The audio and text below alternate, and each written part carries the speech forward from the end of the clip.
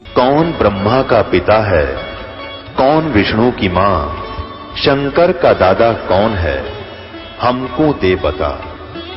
ये जानने के लिए कृपया सुनिए जगत गुरु तत्वदर्शी संत रामपाल जी महाराज के अमृत वचन सर्व पवित्र धर्मों के पवित्र शास्त्रों के आधार पर। जैसा कि आपने वो शब्द सुना, तुम कर दो पल में पार हो जा रजा तेरी, मेहर तेरी महाराज जिसपे रजा तेरी। उस परमपिता परमात्मा सतपुरुष से अर्ज है कि तुम जिस पर राजी हो जा मालिक, जो चाहे सो कर सकते हो।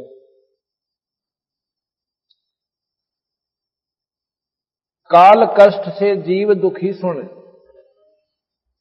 मन तुम्हारे तरस आया कि ना, सतलोक को छोड़ के सतगुरु इस काल लोक में आया कि ना।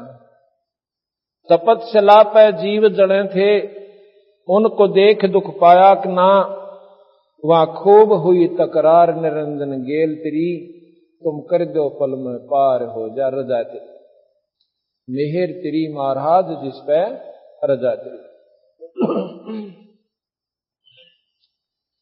धर्मदास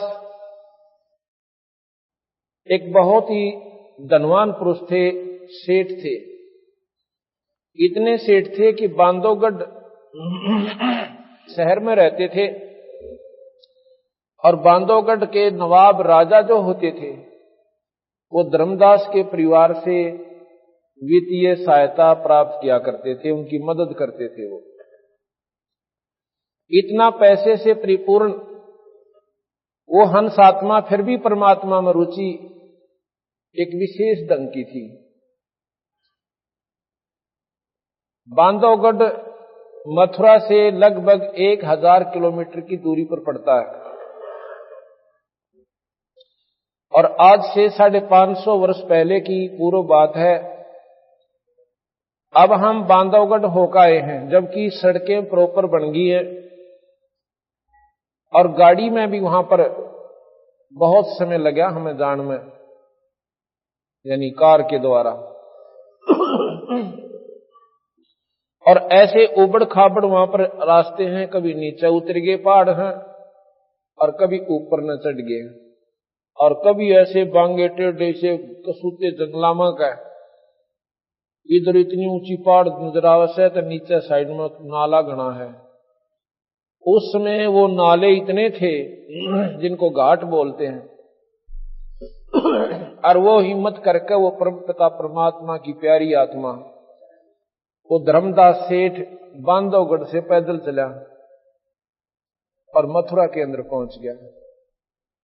कितने दिन में पहुंचा होगा? मेरे ख्याल में तो 1 महीना लग गया होगा उस परमात्मा प्यारी आत्मा ने, क्योंकि उसमें ना कोई ढंग के रास्ते थे और बारिश होगी तो वो पानी तो भर गया। रास्ते में भयानक जंगल आते थे, क्योंकि जंगल पहले वैसे नरे होया करते थे, अब भी बहुत रह रहे वहां पर। अब भी वहां पर नेशनल पार्क, राष्ट्रीय उद्यान बनाया हुआ है सरकार ने, एमपी सरकार ने, और उसमें शेर और चीते दोबारा छोड़ रखे। इतना जंगल है, वो बिना प्रयोग किया जाने वाला, उसको यूज नहीं किया जा सकता, प्रयोग नहीं किया जा सकता, ऐसा क्षेत्र है वो, पहाड़ी क्षेत्र। तो वहां पर इन्होंने, सरकार ने जो है शेरों के लिए वहां पर अब दोबारा वहां पर वास दिया शेरों को, और दूसरे जो चीते वगैरह उसमें छोड़ दिए। और पहले सवता नरे हुआ करते थे, अब उसने अपनी जान की भी परवाह ना करके परमात्मा को पाने के लिए सिरदर्द की बाजी लाकर मथुरा पहुंच गए। मथुरा में आकर भगवान कृष्ण की बहुत तगड़ी साधना किया करते थे। रामकृष्ण के उपासक थे। जैसे आम व्यक्ति हिंदू जो होता है भगवान शिव की भी साधना करते हैं, राम की भी साधना, विष्णु जी की भी साधना, माता की उपासना भी, और तीर्थों का भी हम पूर्ण रूप से अपना जिसका जितना व्योत है वो तो जरूर करता है। उन्होंने गुरु बना रखा था, रूपदास नाम का उनका गुरुदेव था। रूपदास जी ने कहा, बेटा परमात्मा ये मनुष्य शरीर कभी कभी देता है, सूट बैठा है ये इंसान का, इसको ऐसे नहीं खोना चाहिए। ये माया तो बिरना कितनी बार होली, और आज शरीर हमारा चला जाएगा तो माया हमारे साथ नहीं जाएगी। तो इसमें जितना भी पुण्यदान तो कर सकता है, तीर्थ यात्रा कर सकता है, ईश्वर को भज सकता है, तो यह कमाई अपने साथ रहेगी। तो हंस आत्मा था, परमात्मा में विशेष रुचि होगी। रामकृष्ण जी का जाप करना और शालिग्राम की पूजा करना, शिवलिंग की पूजा करना, गीता जी का पाठ करना उसका दिनचर्या थी। उसकी ऐसी दिनचर्या थी। तो कबीर साहब वो पूर्ण परमात्मा सत्पुरुष, इतनी पुण्यात्मा का इतनी श्रद्धा देखकर उसको पता चला कि ये अनजान आत्मा गलत साधना पर लगा हुआ है। तो कबीर साहब मथुरा में आकर प्रकट हो गए एक जिंदे के रूप में। जिंदे महात्मा ज्यादातर मुसलमानों में होते हैं।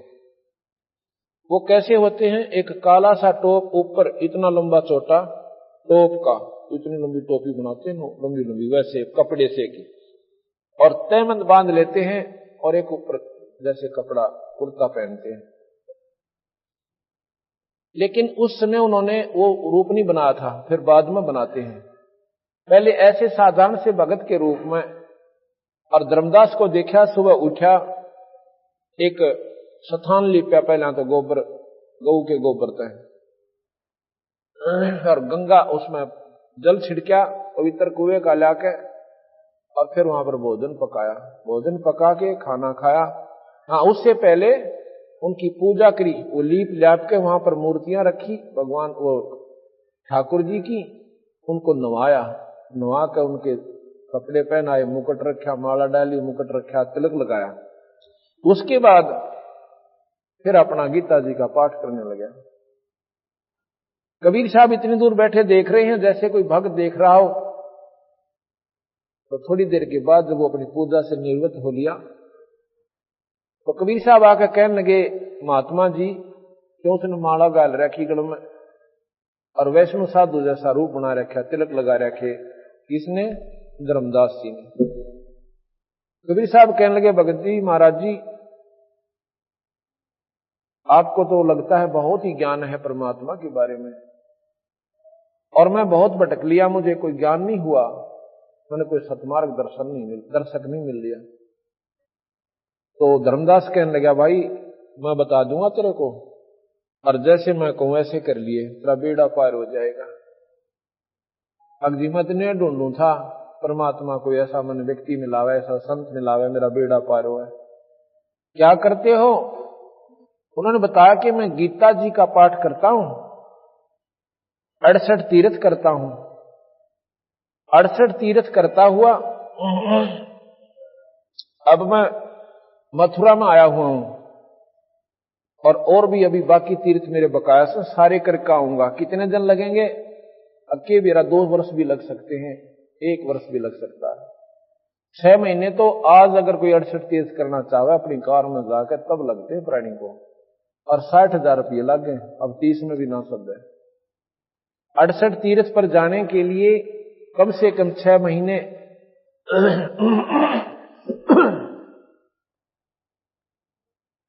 और 60,000 रुपये का खर्चा हुआ है।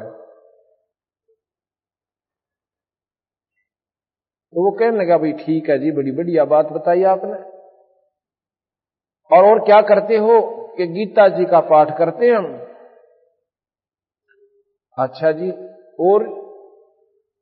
और शिव शंकर का शिवलिंग पूजा करते हैं, गुरुदेव की श्रद्धा, गुरुदेव की पूजा, गुरुदेव की सेवा एक विशेष ढंग से आदर भाव से करते हैं, और ऐसे ही तू करया कर, आपका बेड़ा पार हो जाएगा।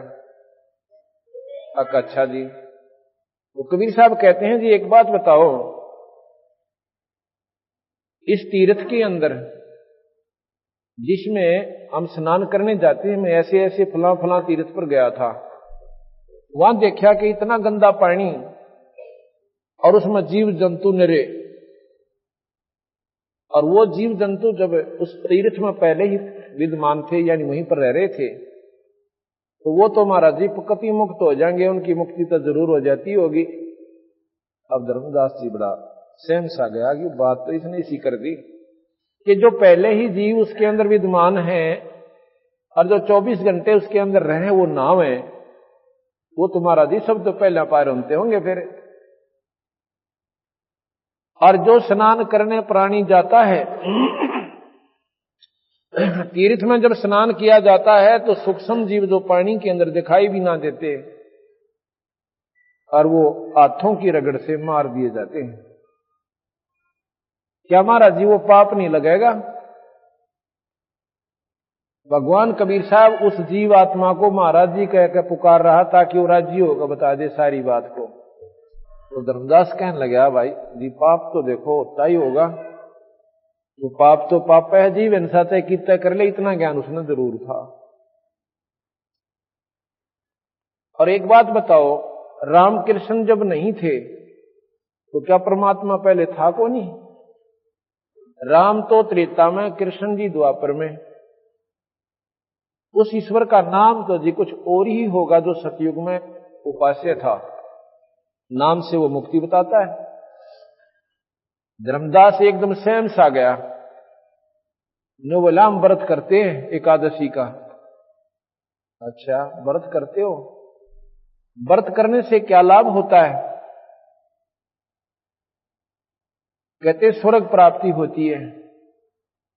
कबीर साहब कहने लगे एक बार अकाल पड़ा था, इतना भयंकर अकाल पड़ा था कि सारी दुनिया आंधी हो कमरी थी और अन्न के दर्शन भी ना हुए थे, पत्ते भी खत्म हो गए थे वृक्षों के खा खा के, और फल तो मिले कहां थे।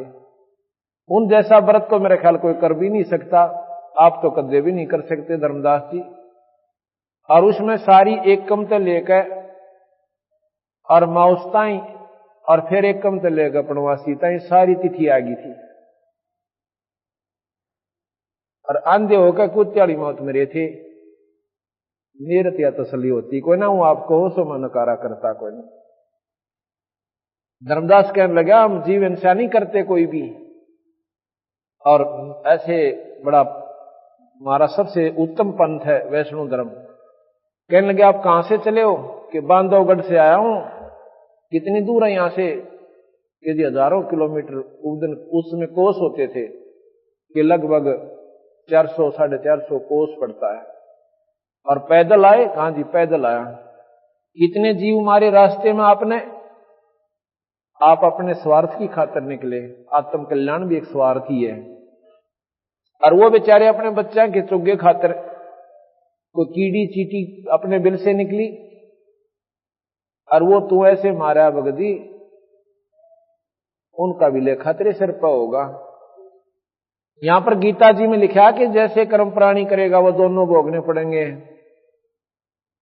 धर्मदास ने बोला जी न्यू तो लिख रखा है, तो फिर ये दोनों भोगने पड़ेंगे भाई तुझे। ये तीर्थ का मान ले पुण्य तो हुआ एक, और इसमें 2 घड़ी स्वर्ग मिलेगा, और इन पापों का प्रतिफल तुझे 1000 नरक मिलेगा, 1000 वर्ष नरक मिलेगा। बता इस तीर्थ ने क्या चाटू भाई, मेरा तो यह समझ में आई कोई ना। कहने लगा तू तो बात बहुत बनाता है, यानी जब ना वो ज्ञान तक महाराज जी काबू आए को ना, तो थोड़ा सा गर्म हो गया, महाराज जी अंतर ध्यान हो गए, यानी एकदम दिखाई नहीं दिए सामने तय। अब धर्मदास ने सोचा रहने के आकर भगवान ना मेरा किस रूप में आ जा, और आपने तो चाड़ा कर दिया, मैंने तो आज जुल्म कर दिया। भगवान आए थे और पूछना चाहिए था अगली फिर मार्ग कौन सा है, आप सच आप बता दो। जबकि मेरे सारे आंकड़े खत्म, और उसकी बात 100 की 100 वजनदायक, और फिर भी अभी मानवस नहीं माने, अब ये फिर भी ना माने, अब ठीक है मेरे हिसाब तो है, अब ये फिर भी ना माने तो भाई अंतर ध्यान हो गया हो महाराज जी। अगले दिन अब वो एकदम झटका सा तो लगे उसको, सवेरे सवेरे वो फिर नहा धो के और ऐसे ही अपना लीप के वो करके सारी प्रक्रिया और खाना बनाता है। खाना बनाने लगा तो चूल्हे में लकड़ी ला रखी थी इसी मोटी, और उसके साथ छोटी छोटी लकड़ियां एडिशनल और लगाते हैं ताकि वह आग बढ़े जा। सारा खाना बना लिया उसने, अपना भोजन, और स्वयं बनाया था। तो वह लकड़ी जड़ती जड़ती जब उसके सामने आई, बीच से लकड़ी थोथी थी, और उसमें देखा कि वह पाछे तक काली हो रही सारी चींटियां थे, उसमें से कीड़ियां निकल रही, चींटियां, और अपने बच्चे मुंह में ले रही अंडे। और कुछ उसके मां जो बाहर लकड़ी के पीछे एक गर्म होने से एक विशेष पदार्थ छोड़ देती वह लकड़ी, और वो पानी सा इतना उबल रहा होता और उसमें पड़े और उसके सामने पटर पटर जैसे चटक पटक होकर मर रही हैं। और उसने देखा उत्तरे की, धर्मदास के विचार आया कि या तो कम से कम भी 3 फुट की लकड़ी थी, और इसमें सारी में ये कीड़ी थी, तेने तो जुल्म कर दिया, इतने प्राणी मार दिए, मेरे ख्याल भी नरक भी परमात्मा ने न्यारा बनाना पड़ेगा मेरी खातिर। ओए होए होए। अब के विचार करा, क्योंकि आस्था परमात्मा में बहुत गणी थी। ईश्वर ने विचार अब पे, मतलब वो प्रेरणा आई सद्भावना पूर्वक कि आज मैं इस अन्न को नहीं खाऊंगा, इस सारी भोजन को, बात को किसी महापुरुष को खिला दूंगा, संत को, मेरे पाप कट जाएंगे, मेरा पीछा छूटा, मैं नहीं खाऊं इस बार। अब उस अन्न को लेकर उस थाली में धर के और चलता है, सामने बंदी छोड़ कबीर साहब एक जिंदा रूप में बैठ जाते हैं, जो ऊंचा सा टोप, दाढ़ी बड़ी हुई, और वहां पर बैठ जाते हैं एक वृक्ष के नीचे। धर्मदास ने सोचा महाराज जी वो बैठे, लेकिन वो शकल वो नहीं थी जो पहले दिन वार्ता हुई थी। धर्मदास ने जाकर नमस्कार किया और उनके आगे वो भोजन की थाली धर दी। महाराज जी भोजन पाओ, लगे आपने भूख लगी है? कहा भाई भूख का टाइम हो रहा है, 10 बज गए दोपहर सुबह के, भूख तो लगी धर्म भगत जी। हाँ, धर्मदास नाम कहा महाराज जी ने कि धर्मदास भूख तो बहुत लगी हुई सब आई। अब उन्होंने सोचा धर्मदास का है वो कुकर मेरा नाम जान गया। फिर ने सोची हो सके है तीर्थ पाया होगा, किसी ने मुझे पुकारा होगा, इसने याद कर लिया होगा। ये मन बड़ा उस्ताद सा, जल्दी सी ठिकाना बात ना आउन नहीं दे। तो कहने लगे भोजन पालो महाराज जी। अकलिया भैया, महाराज जी ने वो ऊपर का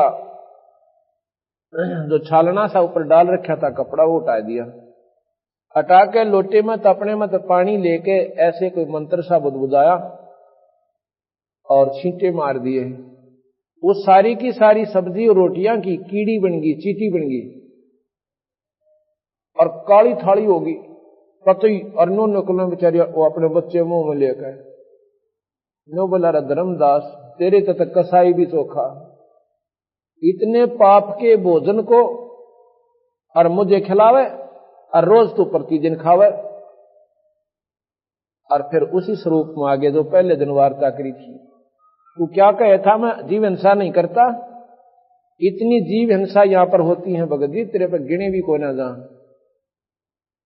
और इतना पाप तेरे सिर पर धर देता ही काल बली, और बेकार आख्या तुम्हारे को कि तुम पुण्य कर रहे हो।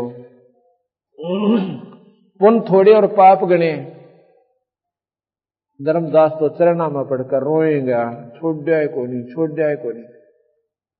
महाराज जी कहते हैं सुन भाई, मैं खुद स्वयं परमात्मा हूं, पर नो विश्वास हो क्यों करे, क्यों नहीं होगा? क्योंकि हमारे इधर ज्ञान ऐसा गढ़ रखा कि परमात्मा आकार में आता है को ना, उसकी परिभाषा न्यारी है, उसका तो रूप ही कुछ और है, वो तो देखा ही नहीं जाता। जब परमात्मा का आकार नहीं तो देखोगे क्या? जब उसका आकार मानते ही नहीं, आकार बिना दिखे के अगला समाधि लाओगे, समाधि क्या खातिर लाओगे? परमात्मा को निराकार मानो फिर देखने खातिर समाधि लाओ, तो दोनों बात कैसे बने? दिखेगा तो प्रेमी आकार में आना पड़ेगा, उसने ना को ना दिखाई दे। समाधि क्या होती है थोड़ा वर्णन करेंगे अभी आगे चल के, अभी ये प्रकरण पूरा करते हैं। धर्मदास जी को महाराज बताते हैं, सुन भाई बेटा खड़ा हो, नो रोवा मत ना, बात सुन मेरी ध्यान पे। कबीर साहब ने जब कहा मैं परमात्मा हूं, धर्मदास ने बोला महाराज जी यह बात मेरा दस्ती को ना। क्यों नहीं दस्ती? आप रोटी भी खाओ, आप पानी भी पियो और चलते फिरते नजर आओ, और मनुष्य कैसे दिखो, मैं क्यों कर मानू आप भगवान हो? बंदी छोड़ कहते हैं हम साहेब सतपुरुष हैं। कबीर साहब बोले मैं पूर्ण परमात्मा सतपुरुष हूं। हम साहेब सतपुरुष हैं, ये सब रूप ये हमारे द्वारा ही बनाए गए हैं, ब्रह्मा विष्णु महेश और तुम सब जीव वहीं से आए थे भाई। जिंद कह धर्मदास से तुम सत्य शब्द गनसार, गगन सुन में धाम है अवगत नगर नरेश, अगम पंथ कोई ना लखाइए खुद शंकर से। हमारा जो स्थान है ना वो बहुत दूर है, ना शिवजी ने पा लिया, ना ब्रह्मा ने पावे, ना विष्णु ने पावे। हम विधि बताओ भाई नहीं हो पावे, और आम व्यक्ति भी जा सके, भाई भी जा सके, बहन भी जा सके, और बुढ़ा भी जा सके। जब हमने 10 मंजिल की इमारत में जाना है, 10 मंजिल की मकान पर ऊपरली छत पर पहुंचना है मंजिल में तो कोई तो पीछे से चढ़ रहा है, कोई बराबर से चढ़ रहा है, और कोई सामने से लटक रहा है। कोई झांकी तक पहुंच गया एक मंजिल में, वहां से दड़ पड़ा। ये रास्ता उस वहां तक पहुंचने का नहीं है। अगर किसी के पास चाबी है वो मालिक आवे और अपने महल में ताला खोले और जीने में कह बूढ़ा ठेरा लूला लंगड़ा सहज सहज और पहुंच जावे।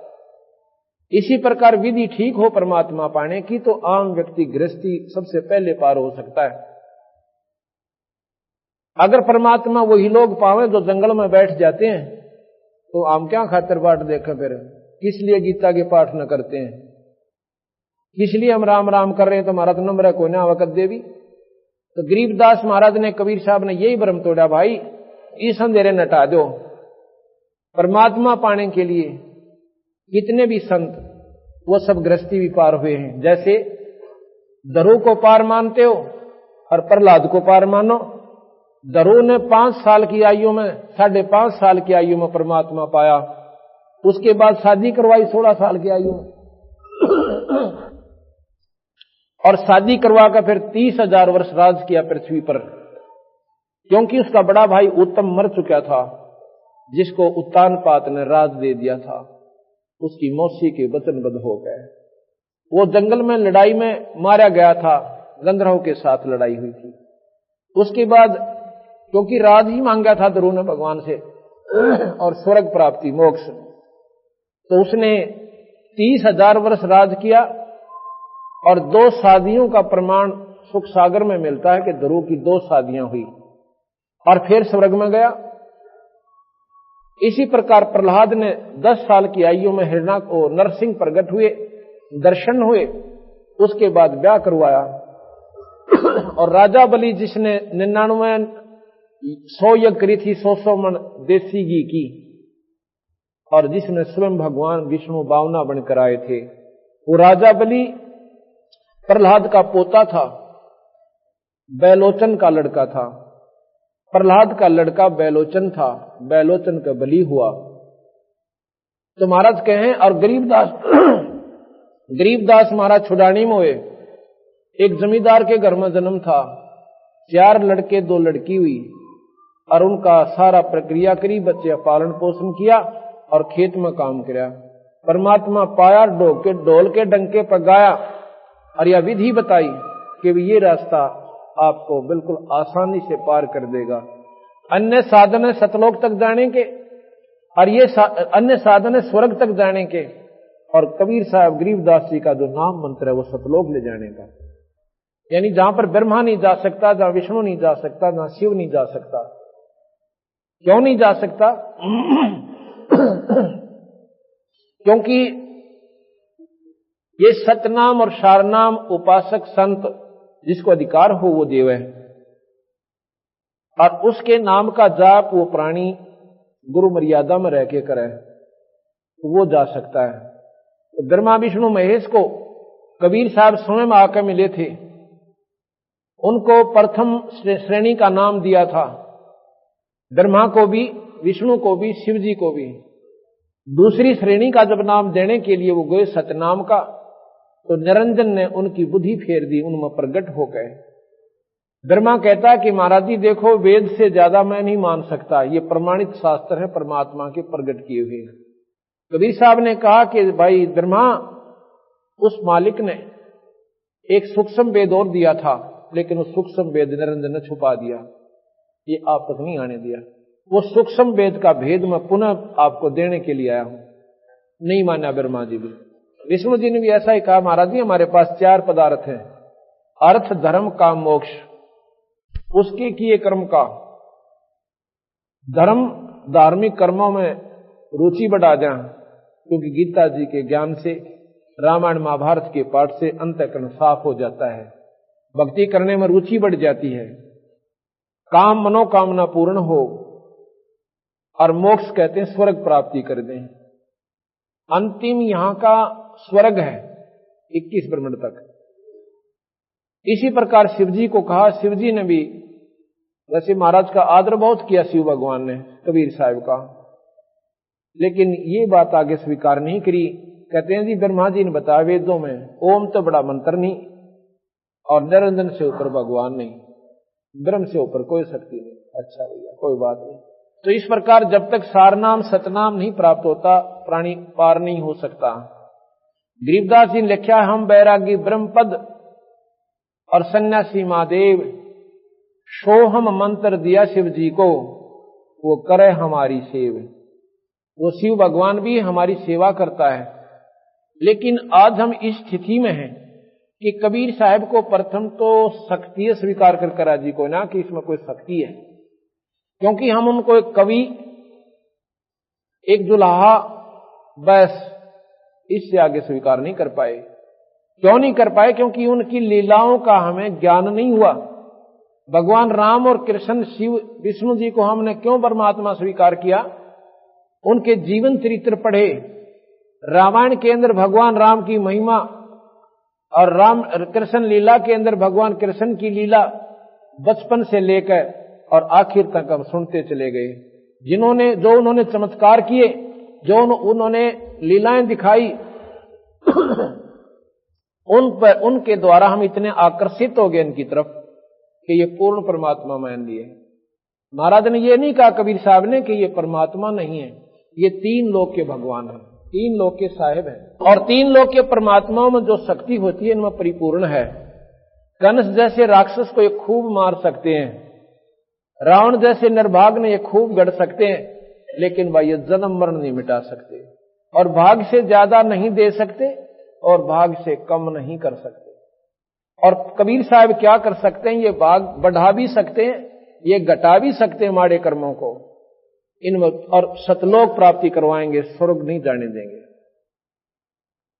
यजुर्वेद के अंदर भगवान कबीर साहब की महिमा कई स्थान पर गाई गई है।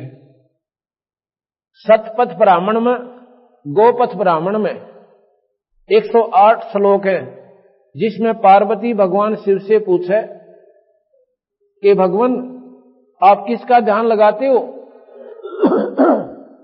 आप तो स्वयं महादेव हो, देवों के देव हो, महादेव हो और ईशन के ईश हो, आप भी ध्यान किसका लगाओ? तो भगवान शिव कहते हैं पार्वती मेरा भगवान कबीर है।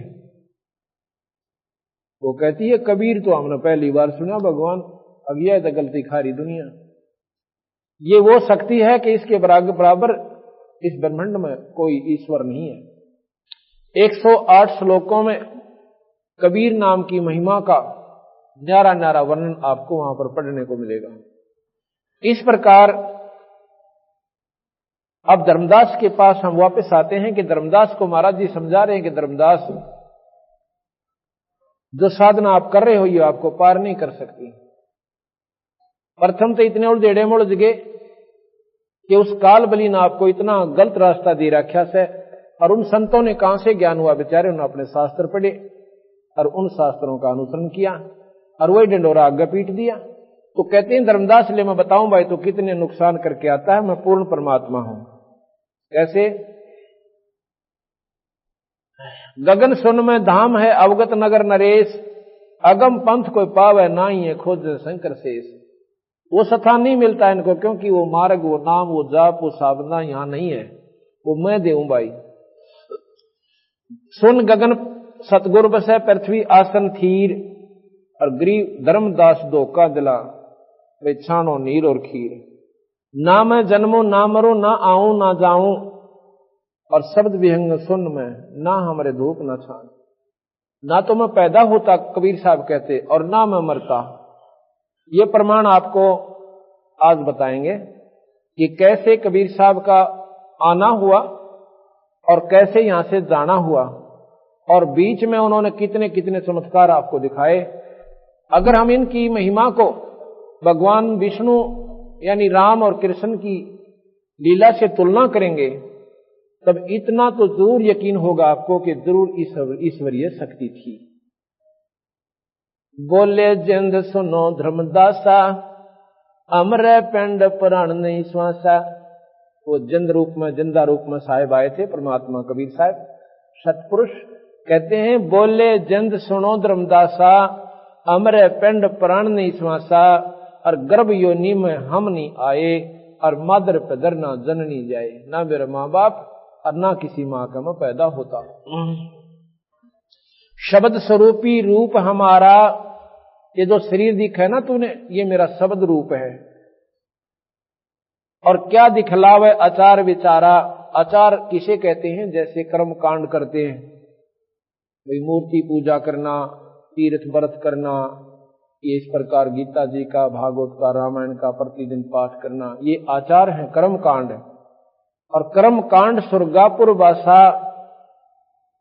कर्म कांड से स्वर्गापुर जाता है और उसके बाद नरक में आ जाता है, जो नरक भोगने होते हैं। 70 ब्राह्मण की है हत्या, जो चौका तुम देवो नित्ता। ब्राह्मण की हत्या का शास्त्रों में इतना खतरनाक प्रमाण दे रखा है कि ब्राह्मण को मारे का पाप नहीं उतरता जीव का। कहते 70 ब्राह्मण की है हत्या, जो चौका तुम देवो नित्ता। है तुम जो रोजाना जो लीप के ना ये लीपते हो पृथ्वी को, और फिर भोजन तैयार करो उसमें, इतने पाप करते हो धर्मदास, 70 ब्राह्मण की हत्या हो जाती है, इतना पाप तेरे ऊपर है। और तूने कहा मैं पाप नहीं करता। अब धर्मदास सुन्न हो गया कतई, क्यों आंखें देख रहा, बोल रहा क्यों कर। पहले तो वकील बने था, पर बंदी छोड़ने गुंजाइश नहीं छोड़ी। 70 ब्राह्मण की है हत्या, जो चौका तुम देवो नित्ता। ब्राह्मण से हत्या जो हुई, और स्नान जल स्नान करे तो सही। 70 ब्राह्मण की हत्या फिर होती है कैसे? सहस 1000 ब्राह्मण की हत्या कहां होती है? जहां तुम तीर्थ में जाकर स्नान करते हो। हमने जींद के पास पिंडारा गांव है, वहां पर तीर्थ देखा। वहां पर कहते पांडव आए थे और उन्होंने जोड़ खोजा था, और नो कहे वो मौस की बाट में देखी, और बैठ के माउस ना आई।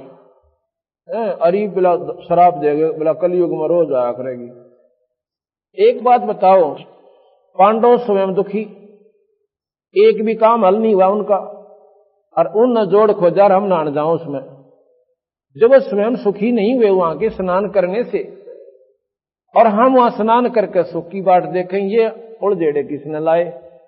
उन अनजान लोगों ने, जिन्हें मार्ग का बेरा नहीं था, अपना पीछा छुटवाने खातिर आगे हांडे जाएंगे, धक्के खानते उड़ा तेरा पीछा छूटेगा। क्योंकि सुख वो दे नहीं सकता, क्योंकि मार्ग को ना संत के पास। फिर उन्हें नहीं बंडाओगा, तुम फलानी जगह चला जा, फिर किसी ने गया पर बता देगा, वो बेचारा पहले तो पैसे इकट्ठे करो, दोहरावे कोई ना। क्यों उसका पीछा छुटवाना उसने? गया जी जान खातिर कम से कम भी 5,000 रुपये चाहिए, और फिर वहां की समय काट है, फिर जावा गया पर इतना उससे कोई लाभ ना। फिर को एक बार द्वारका गेड़ा और मारा, द्वारका कौन सी आड़े है, इन तीर्था बनाया जाए, इतना उसका पंडा और दोनों नुकसान हो ले, मरना हो मेरे लिए इतना। अब हमने वो तीर्थ देखा, अमावस्या के दिन वहां पर एक फिल्म भी बनवाई हमने। ओए होए, वो भोली बाली आत्मा जिनको गुमराह कर दिया, वो डटे तो ना डटती, नो कति जैसे पानी उमड़ का आकर नदी का, नो दुनिया इकट्ठी हो से, और ऐसा गंदा पानी हो जाता, उसमें गधे पानी नहीं पी सकते। और वो भोली आत्मा उसमें स्नान करके, उस बेवकूफों द्वारा बनाई हुई बहकाई हुई, और वहां स्नान करके इनको हमारी मुक्ति होगी, हमें सुख प्राप्त होगा। तो कहते हैं ब्राह्मण से हत्या जो हुई, और जल स्नान करे तो सोई। उसमें क्यों कितने जीव रगड़ रगड़ के मसल के उनका कचूमर निकले, आराम मुक्ति की बात देखे। तेरे अब बिना बेरे वायदे से जुल्म हम पहला हम भी जाया करते, मैं सब तागरा करता, क्यों भक्ति भाव में ज्यादा लगन थी। और जो भी किताब बता देते, उड़ो फुलाना एक शिवजी निकल रहा है, उड़ो जान दे बाजे।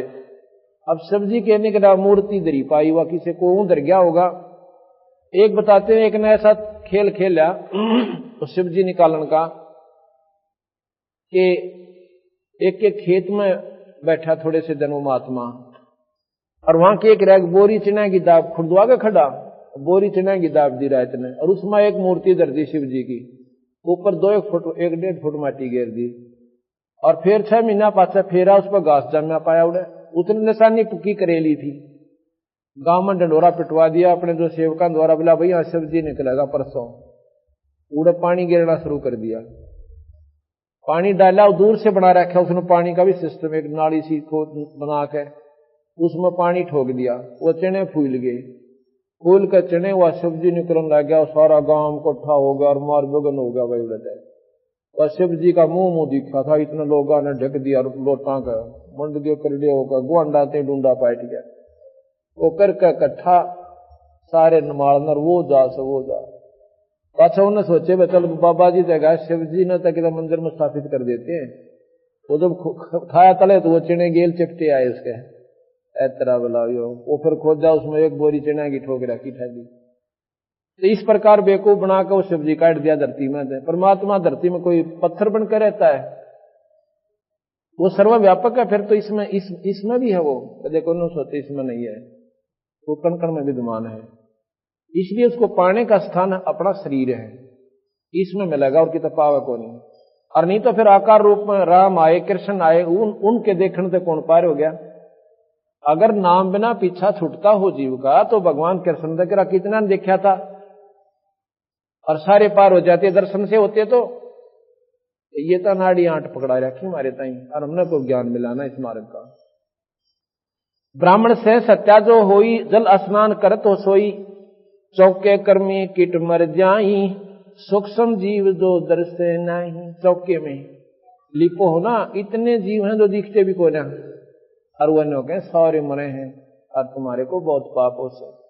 चौके कर्मी किट मर जाही, सूक्ष्म जीव जो दर्शे नाही, पृथ्वी ऊपर पग जो धारे, कोट जीव एक जन्म मारे, करें आरती संजम सेवा, ये अपराध उतरे ना देवा।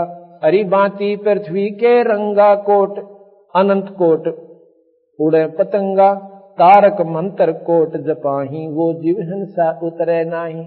ये तारक मंत्र दिया करो, फिर न को पाप पालन का मंत्र देता हूँ, राम राम राम राम राम राम मंड्या रहा, बस 1000 माला फेर दे। कहते हैं ये तारक मंत्र कोट जपाही और वो जीव हिंसा उतरे नहीं। अगर राम के नाम तय और पाप कटे तो भगवान राम ने स्वयं दंड भोगना पड़ा उस अपने किए हुए कर्म का। कैसे कि भगवान राम ने सुग्रीव के भाई बाली को मारा था और उसका दंड उन्होंने भोगना पड़ा। द्वापर युग में आके कृष्ण जी के रूप में आया और बालिया नाम के एक जीव मरने, शिकारी ने, जो मच्छियां पकड़ता था, पहले मच्छियां भी पकड़ता था और साथ में दूसरे भी शिकार भी करने जाता था, उससे वो बाली, तो जो बाली था वो बालिया नाम का अपराधी पारधी बना और कृष्ण वही राम कृष्ण जी बन पाए, उन्हें अपने स्वयं बदला देना पड़ा। तो महाराज कहे कि तारक मंत्र कोट जपाही, ये जीव हिंसा उतरे नाही, ऐसा ज्ञान अचम सुनाऊं, पूजा अर्पण सब छुटाऊं। मैं आपको ऐसा मंत्र दे दूंगा भाई ये सारे ही ना अपने तीर्थ पर जान की आवश्यकता पड़े और ना ही कहीं आपको किसी प्रकार की अन्य साधना जो व्रत कुछ नहीं करना पड़ेगा। एक नाम देते हैं, इसका आपका बेड़ा पार हो जाएगा। हमने आत्म कल्याण से ही तो मतलब है। जो भी कोई साधना हम कर रहे हैं अपने सुख सुविधा खातिर ही घर में कर रहे हैं और वो होती भी कोई ना, न पूजे में जा रहे हैं। जो नुकसान होना है, ज्यादा पैसे वाला है, लाखों का वजह है, थोड़ा सा उसकी भैंस मर जाए हुआ है बतेरी, तो बंदी छोड़ के हमारे शरण में आओ, पहले तुम नहीं यहाँ सुख दो, इतने सुख दूंगा कि तुम्हारे पर नावड़ा को ना गिनने भूल जाओगे। अब तो पहले प्राणी यहाँ पर आते हैं, दुखमर होते हैं हमारे पास इस बंदी छोड़ के दरबार में, अरे दूसरा होना जब वो सुखमर होते हैं, वो सुखमर होते हैं कि हम पहले कहाँ भूल गए थे, हमने पहले मार्ग क्यों ना मिला, इतने दुख पा लिए। ऐसे ऐसे भक्त आए हैं, 20-20 साल तक ब्रह्म माटी हो रही थी, ना घर में सुख था, ना कदे बालक बीमार, कदे हम दुखी, और इस बंदी छोड़ की शरण माते। ये काम था, ये पहले हम चौकस करें हैं कि जब तक हमारा मन सेट नहीं होगा इतना भक्ति हो क्यों करे। तो सबसे पहले बंदी छोड़ कबीर साहब हमारे ये सांसारिक कामों को इस स्थिति पर ले आओगे कि आपने उनकी चिंताएं बंद हो जाएगी। और चिंता बंद होएगी तो फिर आप क्या करोगे, फिर गफलत करते हो भक्ति भगवान में। महाराज के हमारा ये उद्देश्य नहीं, फिर गफलत में करोगे भगवान के मार्ग में भक्ति में तो फिर नुकसान शुरू हो जाएंगे। ये सुख इसलिए देता हूं कि तुम्हारा दृढ़ विश्वास हो हमारे में कि हम जो रास्ता बताओ वो सच सबाई, और फिर परमात्मा बच का अपना बेड़ा पार करवाओ। सतलोक चलो, वहां पर आपका दोबारा मरण नहीं होगा। स्वर्ग में गए प्राणी दोबारा आते हैं, ये आपने खूब पता है। भगवान कृष्ण भी कहते हैं गीता जी का ज्ञान भी यही बतावा है कि अर्जुन तेरे मेरे असंख्य जन्म हो लिए, जन्म मरण तो मिटे नहीं। चोले बदलेंगे, कभी कुत्ते बन जाएंगे और कभी सूअर बन जाएंगे, कभी गधे बन जाएंगे, और कर्म अनुसार फिर मनुष्य भी बन जाओगे, पर भाई यह दुर्गति नहीं मिटे। यही माता शक्ति पुराण में कहती है कि हैवग्रीवा तेरा जन्म मरण नहीं मिटा सकती भाई, तेरा मरण तो जरूर होगा। तो उसने केवल मांगा, न्यों बोला जी मुझे ऐसा वर दे दो कि मैं हैवग्रीवता ही मरूं। अच्छा भाई तथास्तु। अब भगवान विष्णु को हैवग्रीव का रूप बनाना पड़ा उस माता के आशीर्वाद को भी रखते हुए। कैसे बनाया, कहते भगवान विष्णु राक्षसों से लड़ लड़कर थक कर एक स्थान पर बैठ गया और अपने तीर की को ऐसे ठोडी पर लगाकर एक पहाड़ी सी पर बैठा था। अब हैवग्रीव का न तंग ने कर दिए देवता, वो माता के पास गए, ना ब्रह्मा के पास गए, शिव के पास गए, बोले हमारे बस का तो कोई ना हैवग्रीवा मारना, इसको तो वरदान है हैवग्रीव ही मारे। तो कहां आए, तो ब्रह्मा जी बोला चलो विष्णु जी से प्रार्थना करते हैं, वो कर सकते हैं इस काम को। विष्णु जी निंद्रा में गणी में। अब सोचा भी इसने उठावा कैसे, उठाओगे तो पाप लगेगा। उन्होंने एक कीड़ा छोड़ दिया उस परतंचा के ऊपर, उस तार के ऊपर जो डोरी थी ना धनुष की। अब किसकी खुड़का होगा चलेगा ना, जब कीड़ा ऐसे ऐसे चलता है वो, तो उसकी आवाज बहुत जोर से होती है उस तार के ऊपर धनुष के ऊपर। तो महाराज की आंख खुल जाएंगी, हमारा भी नाम ना होगा, ना सोचेंगे कीड़ा चढ़ गया था। तो उन्होंने ऐसा ही कर दिया। कहते हो कीड़े ने पहले परतंचा काट दी, वो तार कट गया और कटने से उसका ठोडी ठाडी नाड़ भी कट गई भगवान विष्णु की। वह तो कितना गिरना कहां जा पड़ी और शरीर वहां रह गया। इतना आवाज हुई कि सारे ब्रह्मंड गूंज गए। अब सारे घबरा गए, बड़ा चाला पाटा। फिर मां की आराधना करी शेरा वाली की। उसने कहा भाई नो करो, ये उस सर का दबेरा ना कित गया, इसके एक घोड़ा का गर्दन काट लाओ। घोड़े की गर्दन काट लाए और उस विष्णु के सिर पर रखकर उनको जीवित कर दिया माई ने, विष्णु जी को, शेरा वाली ने। और वो खड़ा हुआ तो कहने लगा अभी कैसे आए, ये व्याख्या उसने अपना स्वरूप तो ना देखा पर न्यू तो था सामने कौन कौन खड़े हैं, कैसे दर्शन दिए। तो माई वो कहते हैं कि महाराज जी ऐसे ऐसे बात बन गई, हैवग्रीव नाम का एक राक्षस घना दुखी कर रहा है और आप बिना वो काम कोई नहीं कर सकता। चलो अब उस हैवग्रीव का मतलब है ऊपर गर्दन घोड़े की, तले देवता शरीर। हैवग्रीव माने गर्दन, और ऊपर की गर्दन तो घोड़े की, और ग्रीव माने गर्दन हैव घोड़ा, और नीचे का शरीर दूसरा। तो भगवान जब कृष्ण विष्णु ने वो हैवग्रीव नाम का राक्षस मारा तो कहने का भाव यह है कि जन्म मरण नहीं मिटता। तो इस प्रकार ये पाप इतने बढ़ते चले जाएंगे। और कबीर साहब कहते हैं मैं तुम्हारा जन्म मरण मिटू, पहला तो भाई सबसे पहले इसको खत्म करूंगा और सतलोक ले जाऊंगा। सतलोक में जाने के बाद तुम्हारा दोबारा जन्म मरण नहीं होगा। अब सबसे ज्यादा दुख यहां पर मरने का। आज हम अपने बच्चों के साथ में कितने सुखी हैं? और भाई आप देख रहे हो रोजाना कितनी दुर्दांत घटना हमें सुनने मिले।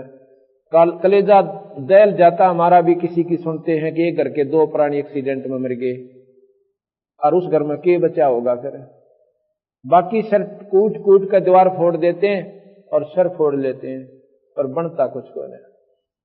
तो महाराज के इतने बूंदे कष्ट तुमने असंख्य बार भोग लिए और फिर भी ना सोधी करते यहां से निकल जावा। और निकलने का सबसे आसान तरीका केवल बंदी छोड़ के भगवान कबीर साहब का मार्ग यानी नाम ही जीव को पार करेगा। गीता इसी का प्रमाण देती है। ओम नाम के मंत्र का भगवान गीता जी के अंदर नाम का जाप का महत्व देते हैं। राम नाम का गीता जी में कितना जिक्र नहीं है। और रामायण में लिखा है कि कलयुग केवल नाम आधारा और सुमर सुमर नर उतरो पारा। वो नाम कितना पार करेगा? विष्णु जी की साधना जो करने वाला प्राणी विष्णु लोक में चला जाएगा नाम के जाप से।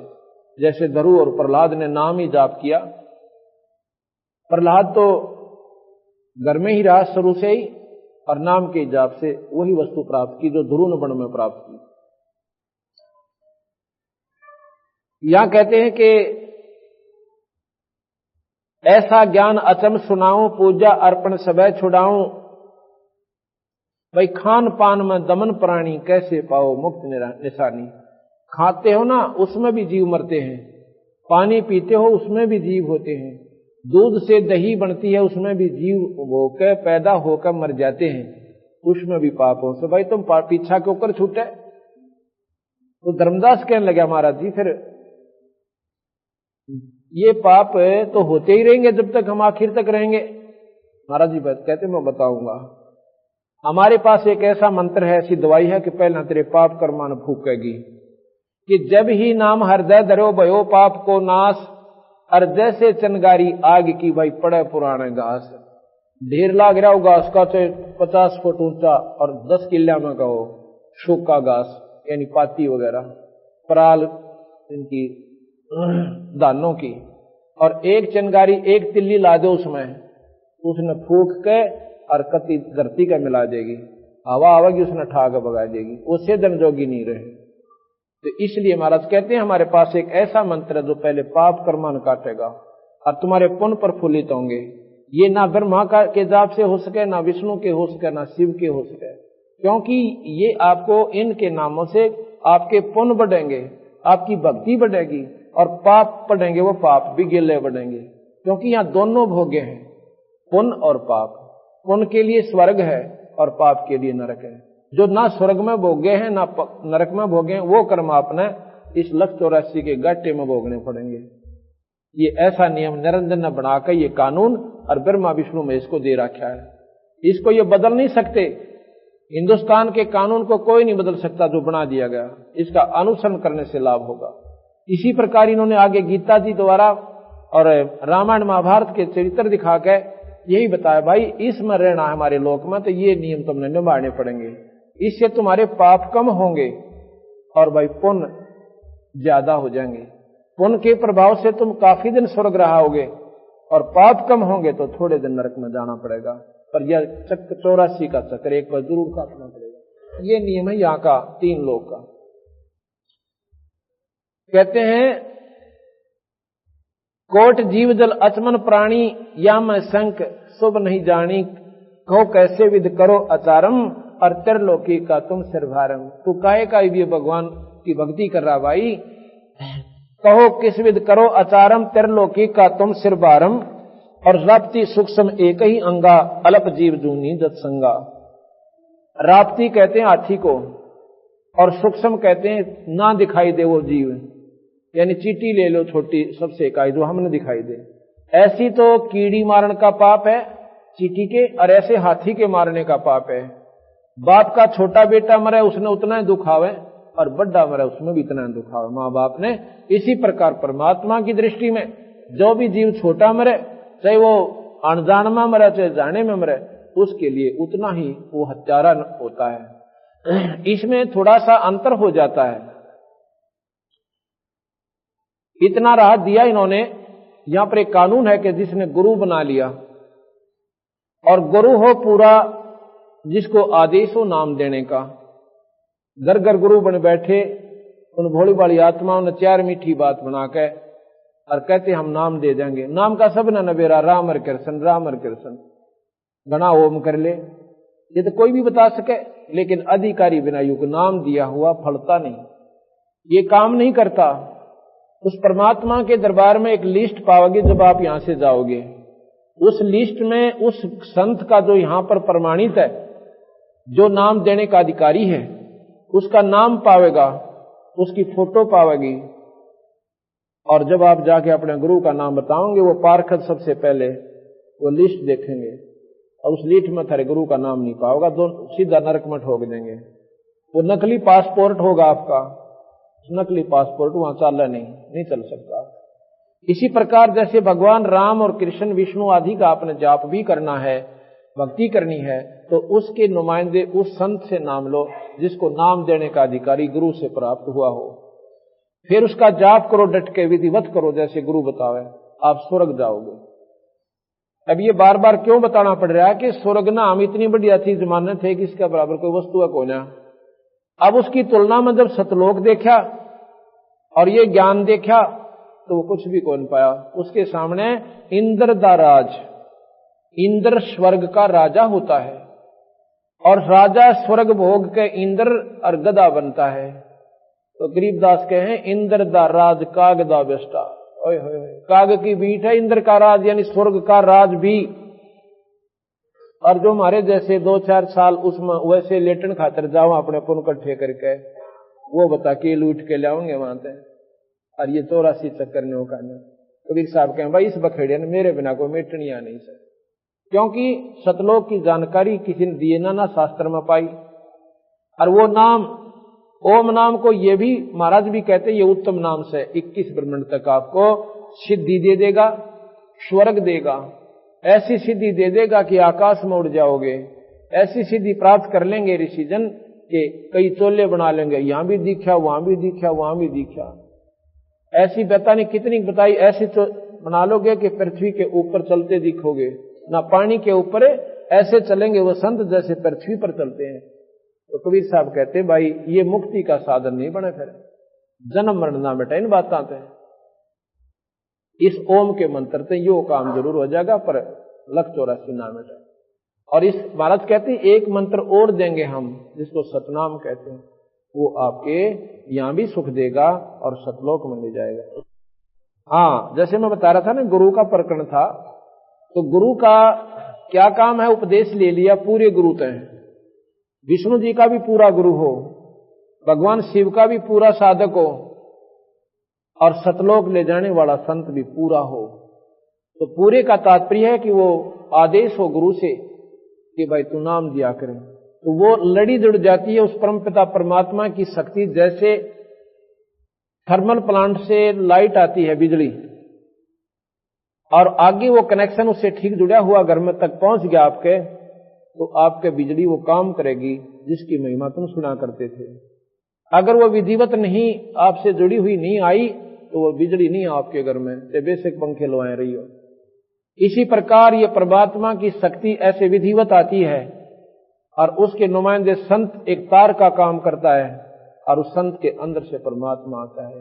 संत के अंदर भगवान होता है। क्यों होता है कि जैसे तार में बिजली होती है। अब मान लीजिए आपने नाम लेने जाते हो और नाम दे दिया गुरुजी ने, वो क्या बताओगा, बीड़ी शराब मांस तमाकू कभी नहीं पीनी, भाई किसी की आत्मा नहीं दुखानी, एक टाइम भूखा रह लेना, अगर आपके भाग में स्वाभाविक कोई मिलता तो प्राप्त कर लेना। चाहे कोठी दे भगवान तने, चाहे कार दे तुझे और चाहे फैक्ट्री लावा तेरी, पर भाई उसमें नींद खराब करके मत करिए।